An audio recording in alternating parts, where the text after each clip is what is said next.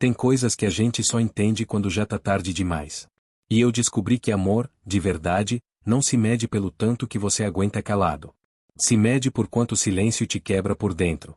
A primeira vez que eu subi naquela balança, não foi porque eu queria mudar. Foi porque eu precisava de um sinal. Um pedido de socorro disfarçado de decisão. Era sábado, churrasco no quintal da casa do Marcelo, aqui mesmo em Jacareí. Amigos antigos, risada solta, fumaça de carvão. Mas quando a mão da Helena encostou na minha, ela escapou como se tivesse tocado numa parede fria. Já fazia meses que ela não me tocava com intenção. Naquele dia, eu vi o número, 147 quilos. Ela não disse nada. Nem crítica, nem conselho. Só aquele afastamento sutil, como se carinho tivesse virado item de calendário. Dia dos namorados, aniversário de casamento, e se muito, no Natal. Cada um desses dias parecia ter uma meta escondida, um prêmio por bom comportamento. As regras não eram faladas, mas estavam por todo lado. E eu obedeci. Me convenci de que era justo. Afinal, o pai dela morreu novo, com problema no coração. O cunhado teve um colapso no meio de uma trilha. A Helena vivia com medo de ficar viúva antes dos 40. Esse medo virou incentivo. E o incentivo, pouco a pouco, virou cobrança muda. Então comecei a me podar. Não corria, porque nem andar rápido eu conseguia. Mas larguei a cervejinha do fim de semana, os salgadinhos depois do expediente, tudo que fazia parte de quem eu era. Colei uma foto nossa na porta da geladeira, sussurrava para mim mesmo no espelho, é por ela. Achei que amor fosse isso. Em menos de um ano, perdi 44 quilos. Ela aplaudiu uma vez. Uma palminha só, meio protocolar. Parecia que eu tinha recebido um prêmio de consolação no trabalho. Mas nada mudou. As datas continuavam sendo 4. 4 demonstrações de afeto por ano. E eu insisti. Achei que com mais um esforço, ela veria. Ela disse uma vez, sonolenta, que 95 quilos era o ideal. Eu guardei esse número como se fosse promessa. Quando finalmente alcancei 96, depois de quase 2 anos me negando tudo, falei que não dava mais. Que talvez já fosse o bastante. Que talvez o problema não fosse só o número. E foi aí que ela disse. Se você parar agora, voltamos pro pacote antigo. 4 vezes por ano. E eu procuro alguém para preencher o resto. Por um segundo, achei que tinha ouvido errado. Mas ela estava ali, sentada do outro lado da mesa da cozinha, segurando a xícara de chá como se fosse uma sentença. O olhar firme, frio. Imutável. É sobre saúde, Daniel, ela disse. A sua. A nossa. Mas não era só isso. Já fazia tempo que não era. Naquela hora, eu entendi o que tinha por trás do silêncio. Não era o peso. Era o tipo de homem que eu me permitia ser, e o que ela não aceitava mais. E eu, feito um tonto, achando que estava fazendo tudo por amor, quando, na verdade, estava me apagando devagar. Levantei. Fui até a garagem. Nem senti o frio.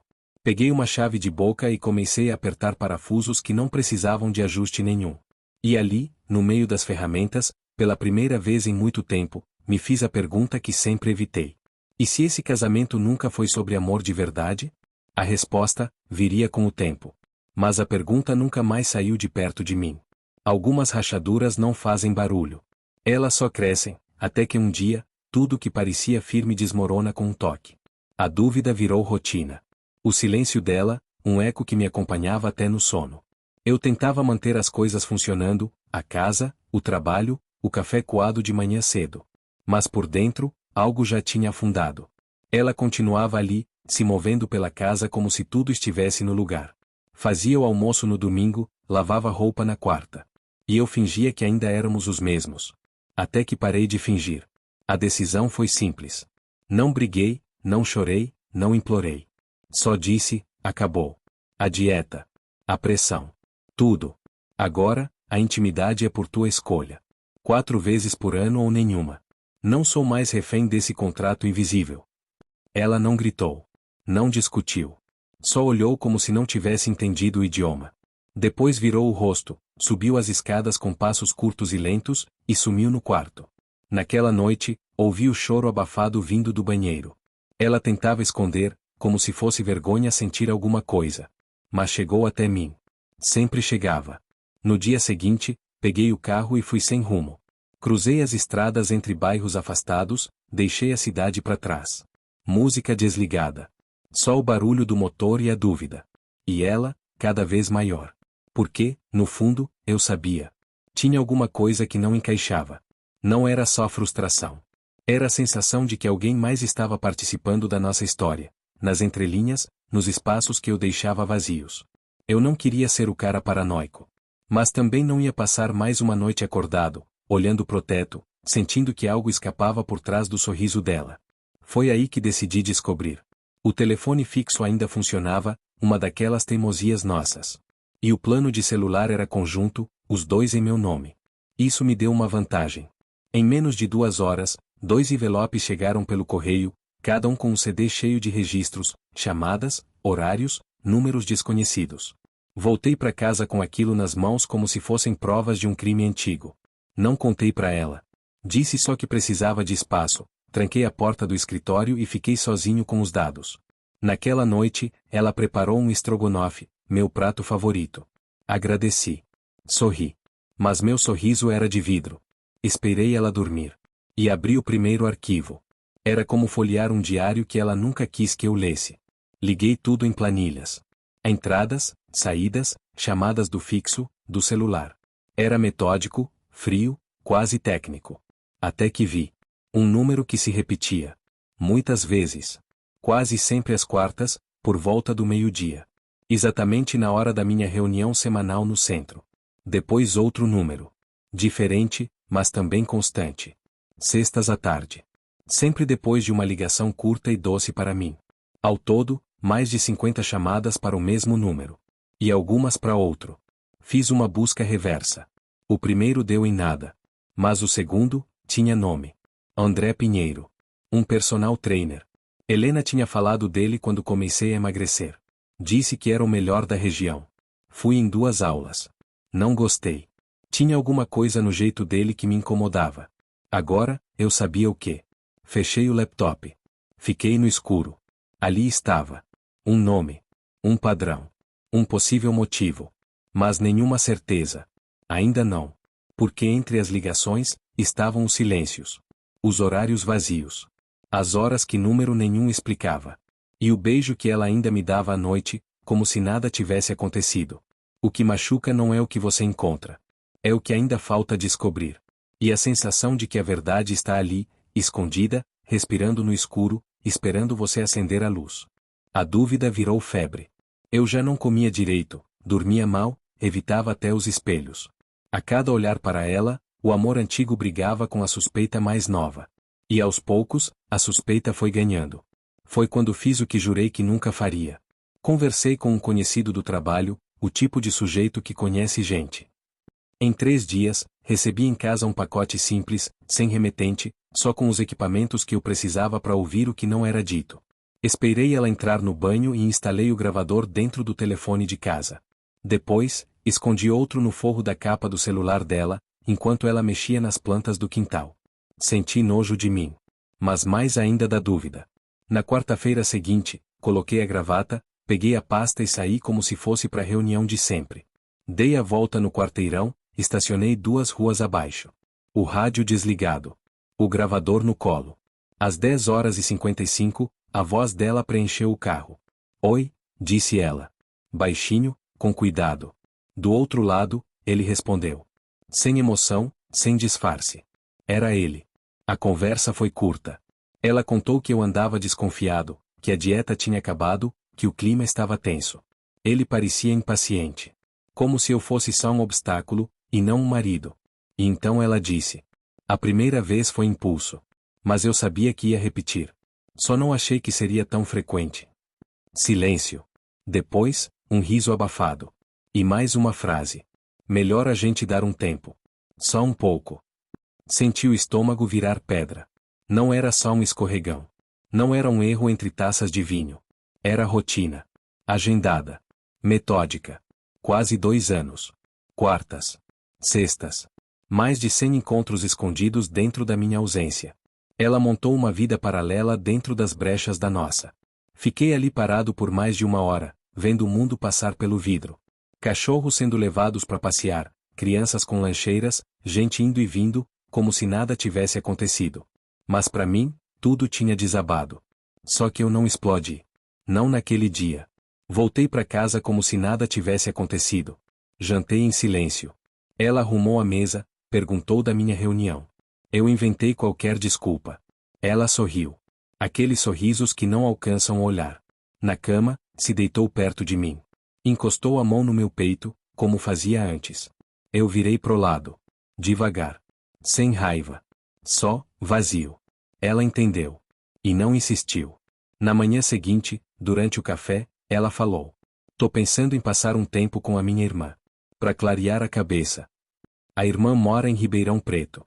Longe o bastante para espairecer. Perto o suficiente para manter o controle. Não discuti. Só disse, se é o que você precisa. Ela me olhou esperando algo. Uma súplica, um sinal, qualquer reação. Mas eu não dei nada. E talvez isso tenha doído mais do que qualquer grito. Naquela noite, ela fechou a mala com calma. Pegou os livros preferidos, separou os remédios, enrolou a echarpe que sempre usava em noites frias. E quando parou na porta, parecia esperar por uma despedida que não veio. Abri a porta. Só isso. Os faróis sumiram na curva da rua. E a casa respirou um silêncio que eu não sentia há anos. Não era luto. Era libertação. Mas mesmo assim, não era o fim. Tem dores que a gente não grita. Só guarda. E quando elas se acumulam demais, viram silêncio. Mas um silêncio que pesa como pedra. Os dias passaram como folhas secas levadas pelo vento. Eu marcava o tempo com giz numa lousa esquecida da cozinha. Não era rancor. Era só uma forma de lembrar que eu ainda estava ali.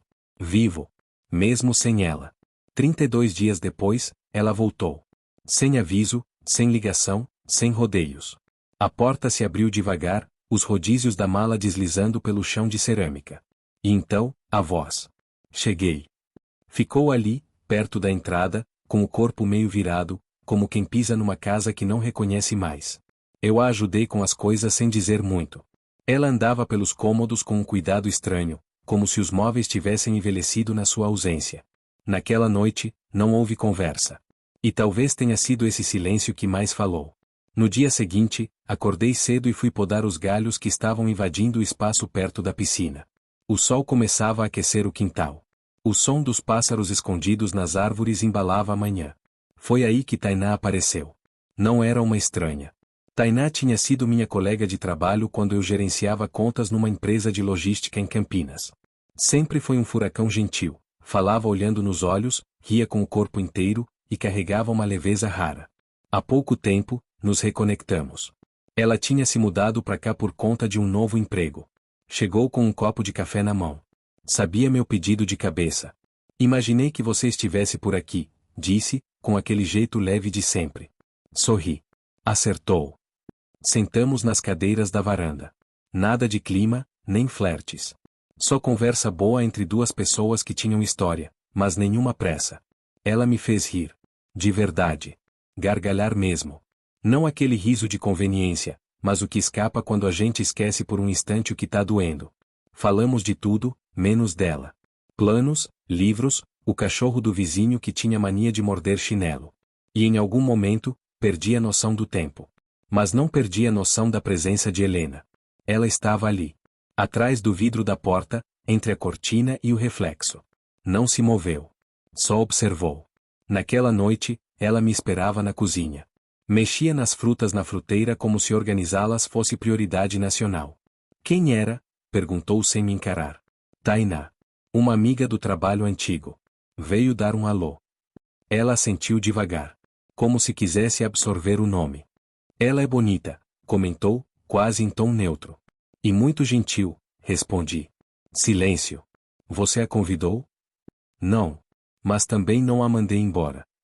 Ela virou as costas e começou a mexer na torneira. Aquela que nunca pingou, mas ela insistia em ajeitar quando precisava de desculpa para não dizer o que sentia. E eu percebi. Talvez o que eu quisesse não era provocar. Era só que ela sentisse. Sentisse o que é ser invisível. Substituível. Esquecido. Porque às vezes, a única maneira de alguém entender o próprio erro, é provando do mesmo gosto amargo que serviu. E pela primeira vez, eu não era o único que se perguntava se ainda fazia parte daquela casa. O amor some devagar. Mas o que resta, quando ele vai, é tão afiado quanto faca esquecida no fundo da gaveta. O domingo amanheceu arrastado. O tipo de dia que não começa de verdade. O céu nublado, a chaleira esquecida no fogão, e o café que esfriava antes de qualquer palavra ser dita. Helena mal falou durante o café da manhã. A colher dela batia no fundo da tigela com uma cadência estranha, quase como uma contagem regressiva. Ela não perguntou se Tainá viria de novo.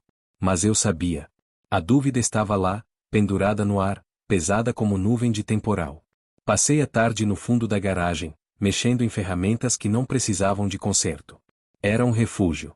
Um lugar onde as memórias tinham cheiro de óleo e poeira, não de perfume cítrico esquecido no travesseiro. Perto das 4 da tarde, ouvi passos. Descalços. Leves. Conhecidos. Helena estava ali outra vez. Perto da piscina. Sozinha. Sentada na beira, os pés balançando dentro da água. O sol agora aparecia entre as nuvens, iluminando seu rosto com uma luz morna, revelando as marcas de um tempo que a gente fingia não ter vivido. Ela não olhou para mim quando falou. Não achei que ela fosse se sentir tão à vontade aqui. E ali estava. A frase que tentávamos evitar desde o instante em que ela voltou. Sentei ao lado dela, mas deixei espaço entre nós. Tainá não veio para causar nada, Helena. Ela só veio. Mas você riu com ela, ela sussurrou. Você riu daquele jeito. Demorei a responder. Não porque faltavam palavras, mas porque elas vinham amargas demais. Fazia tempo que eu não ria assim. Fazia tempo que eu não me sentia leve. Seguro. Você foi embora, Helena. Muito antes da mala. Muito antes de Ribeirão. Ela piscou várias vezes, como se estivesse tentando empurrar o que vinha nos olhos de volta para dentro. Eu errei, Daniel, disse, a voz quebrando. Errei feio. Assenti, sem raiva. Você me fez sentir que precisava merecer seu carinho. Como se fosse uma recompensa. E quando eu parei de lutar por isso, você disse que ia procurar alguém melhor. Ela engoliu seco. Não negou. Nem tentou suavizar. Você o amava? Perguntei. Ela demorou. Olhou para a água, como se a resposta estivesse escondida no reflexo distorcido. Naquela época, eu nem sabia se gostava de mim. Aquilo me atingiu. Não pela confissão. Mas pela verdade por trás dela. Não conversamos mais. Ela dormiu no quarto de visitas. No dia seguinte, preparou um café simples, me deu um beijo rápido no rosto e disse que ia voltar para casa da irmã. Só por um tempo, falou, com uma voz que não tinha certeza de nada. Eu não perguntei por quanto tempo. Ela não prometeu ligar. E eu não pedi que ficasse. Só vi ela cruzar a porta com a mesma mala que trouxe, mas com um corpo diferente. Mais leve de culpa. Mais cansado de peso. Algumas partidas não fazem barulho. Só deixam o cheiro da ausência nos cantos da casa, e a certeza de que o amor, quando vai, raramente volta inteiro. O tempo passou sem pedir licença. Primeiro uma semana. Depois um mês. E agora já vão 8. A gente nunca assinou papel de divórcio. Mas também não encontrou caminho para voltar. Ficamos nesse meio termo estranho, feito ponte quebrada que ninguém tenta consertar, mas também ninguém tem coragem de destruir de vez. De vez em quando, ela manda mensagem. Um oi tímido, uma foto do canteiro de ervas que plantou no quintal da irmã. Eu respondo com uma palavra ou outra, quase sempre seca demais para alimentar qualquer esperança. Tainá? Nunca mais apareceu. E, sabe, talvez nunca fosse para aparecer mesmo. Talvez ela tenha vindo só para me lembrar de uma coisa que eu tinha esquecido, que existe vida depois da dor. Que existe luz depois da neblina. A casa agora vive em silêncio. Mas não daquele tipo que machuca. É um silêncio limpo, como se a ausência dela tivesse arejado os cômodos.